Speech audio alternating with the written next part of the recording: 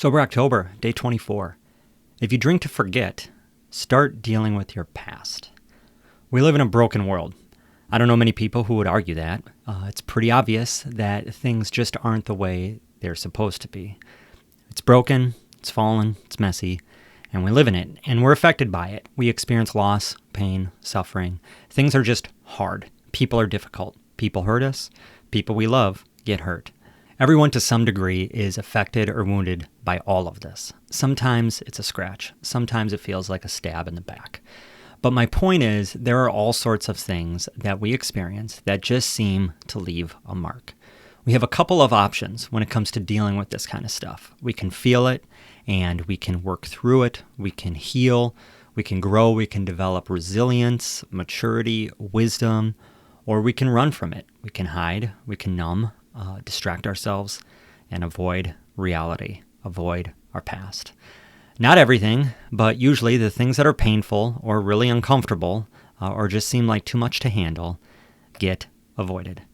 And if we experience enough of this stuff as kids, which most of us do, unless we're taught how to handle these things, we typically go to the run, hide, avoid, numb route if we can. Because as a kid, these things are just way too much to handle, and so they kind of become our default. This means most of us have pasts full of stuff that is not dealt with. And we don't want to deal with those pasts. But until we do, those pasts affect us. So we have to deal with it. One of the things that hinders healing and dealing with our past is numbing and escaping. Once upon a time, I took a class on trauma and grief, and the professor told this story. He explained that there was a woman who experienced this loss, a very serious loss, and she was very depressed, very sad, experiencing the whole grief process. Well, she was in an accident, and she was in a coma for a while. When she woke up, even though a considerable amount of time had passed, her experience of loss and grief was exactly the same as it had been the day she had her accident. Time, apparently, doesn't heal all wounds. When we drink to avoid and forget the past, we put ourselves in an induced coma, an intoxicated state, where we think we are safe from the memories and the pain and the people who hurt us or whatever. But the reality is, when we snap out of it and that intoxicated state wears off, we wake up to reality. And even though a whole bunch of time might have passed, nothing has healed. In recovery, we deal with the past because we have to. There is no long-term sobriety or healing or recovery without house cleaning, and that includes our past. One of my favorite authors, Dr. Curt Thompson, he likes to say that the past isn't the past. It isn't even past. What the heck does that mean?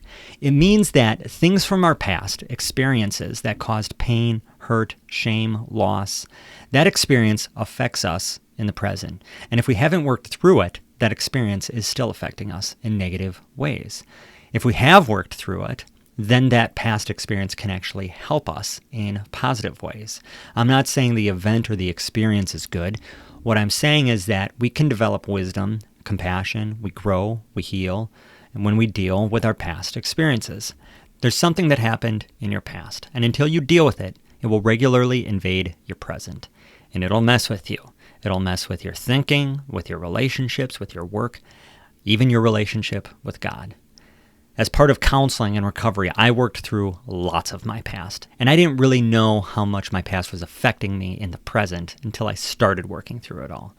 So much of counseling is talking about the past. It can suck and it can be uncomfortable, but eventually it starts to feel like a weight is being lifted off. Also, in recovery, working the 12 steps helps us deal with our past. Some examples. In step 1, we face our addiction. We're powerless. Life is unmanageable. We see it in our life, in our past, the effects on us and those around us. We start to talk about that and bring it into the light. We come to terms with our history, how we used and abused whatever we were using, how we acted out our compulsive drinking or behavior. In step 2, we deal with our past experiences with parents and authoritative figures. Those experiences helped shape our view of God. These past important people become a lens that we view God through, often a very wrong lens that distorts how we see God and ourselves.